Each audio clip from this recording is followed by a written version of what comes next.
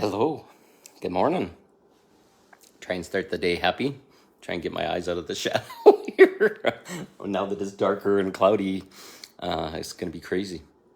We're starting to get some possibility of snow again. Halloween looks okay, but snow is coming.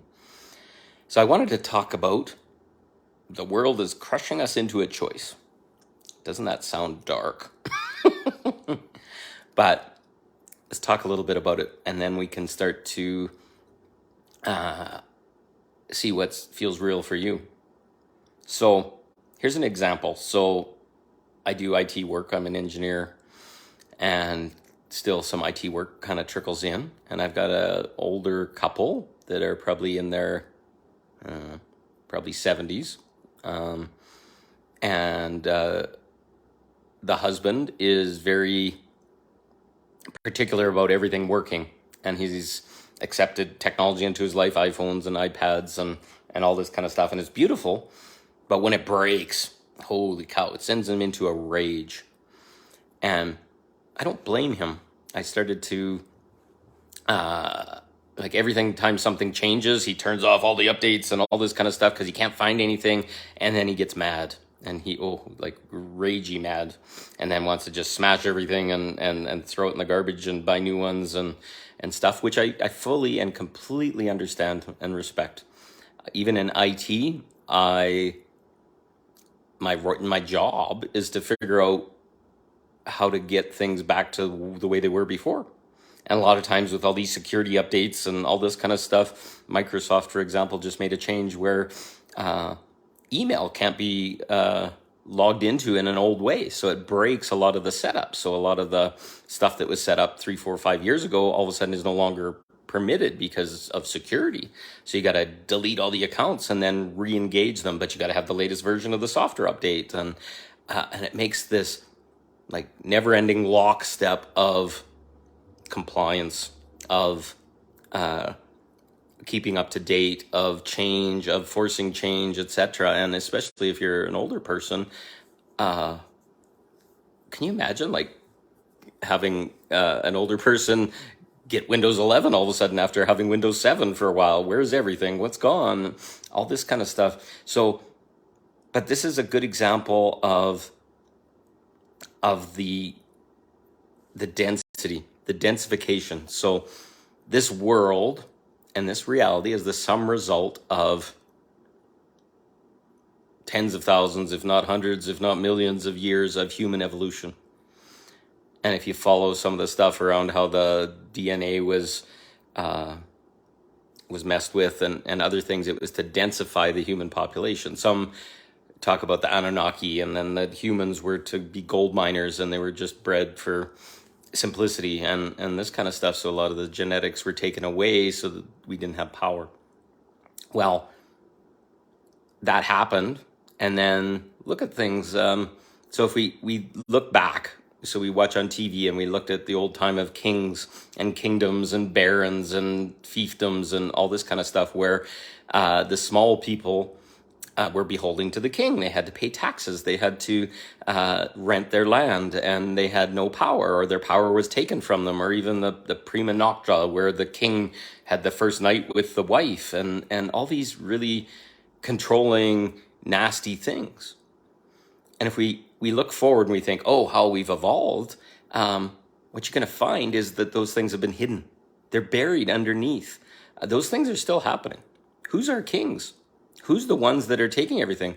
Is an Elon Musk or a Jeff Bezos or the Queen of England or the Pope or whatever not the kings at the very top of the pile?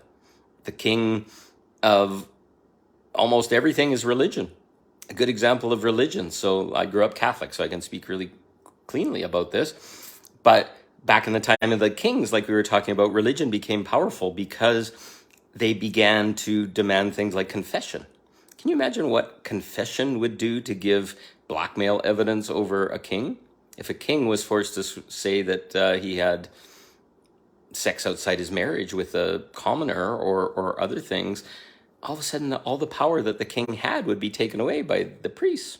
And you see them represented in all our old movies and stuff like that as these dark figures, these cardinals and other things, because yeah, they were taking control. They were taking taxes. They were tithing. They were all these things, all in an effort to kind of shrink people down and take away things. Look at some of the sexuality stuff that happened back with religion. It was illegal to, it was a stonable offense to give yourself your own pleasure.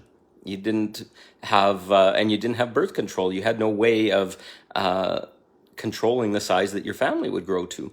It took the power away from the woman and the man and gave it to the church. And then it was like, okay, well, you can't have pleasure. You can't have fun. Well, if you're not having pleasure and not having fun and you're toiling in the farm all day long and feeding the kids and all this kind of stuff, guess what? Massive control. That's when the control started. And then tax it on top and make the king take more money and steal your land or take your wife on your wedding night or other things. It just creates a rage and a frustration and all these things. And these things are still going on. But now they're coming into the light, and it's got so controlling. It's to the point where you can't even get proper news anymore. The news is manipulated. All the kings and all the people at the top, they own the news media, and they're choosing what's stated, and they're twisting reality and truth so that we wake up. We're getting more and more frustrated and angry and tight in our nervous system. And we now are faced with a choice. Do I continue these things, or do I stand up? Do I stand in my power? Do I give my power away by paying taxes and being compliant with laws that make no sense and don't help me? They help someone else or whatever, or that our politicians are not even doing what we're asking. They get in and then they collect money and they end up not doing any of it. Or look at the laws that have been written in. Some of the emergency standards and all these things that were written into the laws quietly before all this happened took away all our freedoms. Hey, you got to stay at home. This is a medical emergency, blah, blah, blah. Look at how the control is happening. Look at the frustration you have. Look at gas prices. Look at inflation. Look at the fact that wages aren't going up. All these things are crushing us. But not crushing us to hurt us, to harm us, but they're getting us to make a choice. It's like, frick, anybody can change the price of anything if they want to make a profit. I can see stuff that I used to love. I used to love this chicken stuff from a place called Jollibee. It was $10 for 3 pieces. And now it's over $13.50, I think it is, for the exact same thing in less than 2 years. That's not inflation at all. That's rape as far as I'm concerned. People are getting frustrated. They're getting ready to stand up. They're standing up in their energy. They're saying no more. This is awakening. This is the process of awakening. Look at how much muck has been encased on us and how many chains we have in our body. Oh, you got to have a job. Oh, have you ever got a raise and thought you were making it best? I went from like basic to 6-figure income as an engineer, and I went into management and all this kind of stuff. The biggest raise I ever got, all of a sudden I went into a 55% tax bracket, just perfectly designed to keep me in slavery. Who would want to give up half their money? Most people don't realize that this is the way the tax system is designed. So you get up to that level and you're working your ass off and you actually make less. And why is it designed that way? Oh, it's that king. Oh, it's that king trying to take as much as they can, but keep you working hard and chasing and all this kind of stuff. Now we're not chasing anymore. We're sitting back and we're saying, no more. That's what we need to do. This is the awakening. This is the ascension. This is us cracking off all the muck and all the crap and then breaking the chains off and saying no more. And then joining up with other people and saying no more. And eventually we get to the point when enough people say no more that the system breaks. And that may sound scary, but that's exactly what we're going towards, is if the system breaks. What happens when money implodes? Because we see it. There's so many. The back a few years ago when the credit crisis happened and all this kind of stuff, there were all these things called derivatives that was just fake money that didn't even exist. And there's more fake money, I think, now in the system than there is real money. And the whole system is crashing because all these people that own the fake money are railing to ensure that it's honored as much as real money. So it's completely and totally diluted the whole monetary system. So there's not enough gold in the world to back the money that's in play. So that has to implode. They've tried and tried and tried, and it's failed. So the money's going to implode. It's going to reset to zero, and then it's going to be based on something else. They're talking about cryptos and QFSs and gold standards and silver and all this kind of stuff. As that implodes, what happens? All of a sudden the debt disappears, because that's all funny money again. It's interest. Who charges 20% interest and all this shit on credit cards and all this kind of stuff? It's smashing us. It's a cage. So looking underneath all this stuff, look at it. See how it's affecting your life. See how it makes your choices for you before you even have a choice as a human being. Oh, I got to pay this or else they're going to come after me, or somebody's going to show up at my door and I'm going to be in trouble and they're going to phone me and blah, blah, blah. All fear-based. So how much is light and airy in your life and positive, and you have a choice, and how much is feeding the system? Just sit back and sit with that after this video. Sit in meditation and say, okay, well, feeding the system means I have to pay the car insurance and the registration. I got to pay the mechanic and the gas and the speeding tickets or whatever. And then, I got to have a house. I got to have insurance. I got to pay the water bill and the power bill. Every single thing that we need is taxed. And, it's feeding the system, and, it's keeping the infrastructure up. And some part of it is, but more than half is going into profit somewhere, building wealth somewhere, and stealing your wealth. And there's very clearly documented things. When they took down some of the Vatican, they found 43 quadrillion dollars in gold underneath, in these miles and miles and miles of cavern. Just this disgusting collection of wealth from a church organization that supposedly is barely making by. It's not barely making by. It's been the tax collector at the end of all of it. The Bank of England is in the middle, and then it's the Vatican. So once we start to expose all this stuff, we see the malevolence that's behind all this. There's collection of wealth at that level. There's nothing left to buy. It's all about power and control and making people small, and then crushing them. And it's got out of control. They're crushing us. But now you can see it. Look at all the games that they're playing to crush us even more and take our homes and take all our things.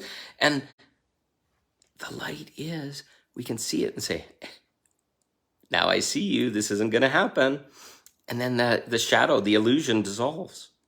And that's what we're being asked, to dissolve the illusion for us. Change our reality, change our beliefs, change our thoughts. Don't give our power away. Stop chasing and start to be aware. Start to feel in your body. Start to no longer feel lost. And that's the awakening journey. And if you're feeling all those hard pressures and it looks ugly and disgusting out there or whatever, it is. There's light underneath it, though. We just need to see it, expose it, speak it as truth, get enough people that are in density now to start to rise up, and the whole system starts to fill with light.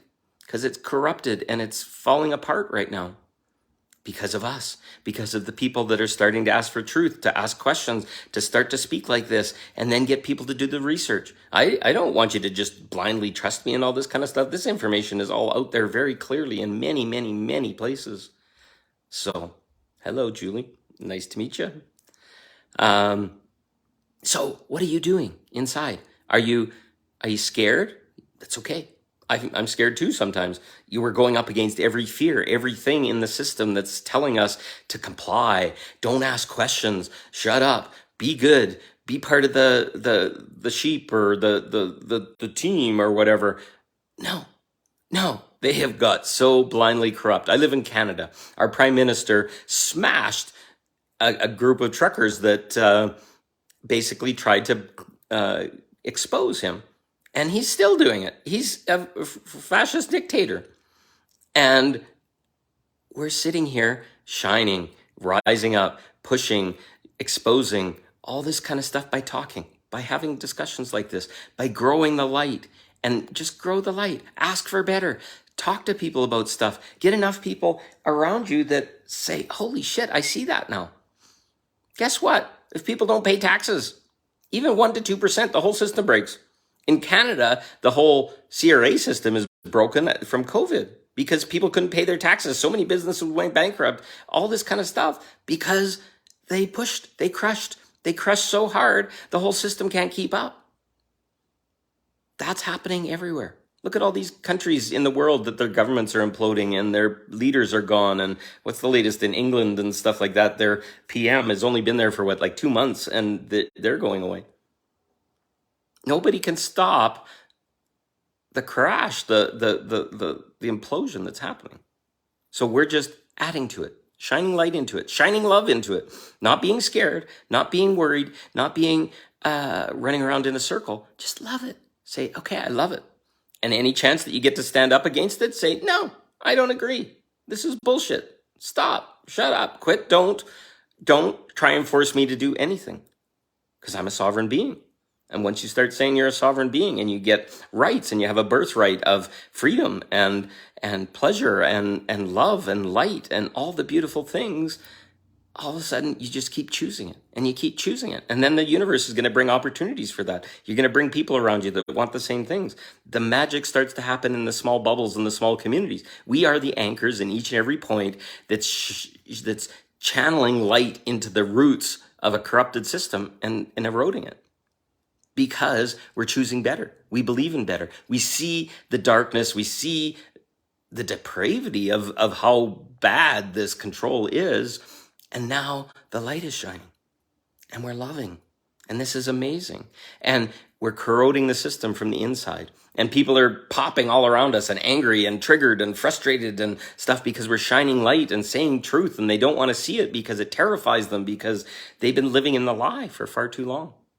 So we're the light, we're the love, we're the change, we're the pathfinders. We're finding the way through. We're going the hardest path because there is no path. It's bramble bushes and we're having to chop our way through. But each time we smile, even though we should be crushed, shines light into the world, shines love into the world. That's unconditional love. When you get crashed and hashed and mashed and all that kind of stuff, you still smile at the people that are doing it.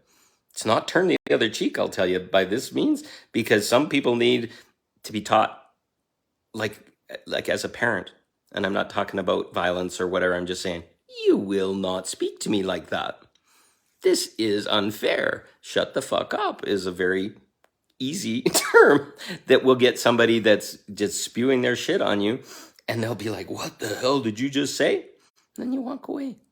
Because the biggest thing that you can say to a person that's lost in their mind is nothing. They will devour themselves in and they'll implode. And that's what they need. People need to pop. People need to have a trigger. People need to have somebody that's going to gently prod. And that's what we're doing. And it feels hard and it feels like everybody's angry and all this kind of stuff. But you're giving them the most beautiful gift that you possibly could to awaken them, to get past the bullshit, to not hold them in their conversation and make them explain themselves or try and rail on. No, it's beautiful. We are love. And we just sit there and we love. And sometimes that means triggering the frick out of people. Not even through words sometimes, just our presence. Because we're breaking down that system. And as soon as they get enough out of that caked on muck that's dried in, then they can start to move. Then they can start to say, ooh, wow, there's something bad going on here. Let's see how we can resolve this. So anyways, you're doing the work. I'm glad to see y'all here. I love all the beautiful thumbs ups and smiling faces and all that kind of stuff. Thank you for listening.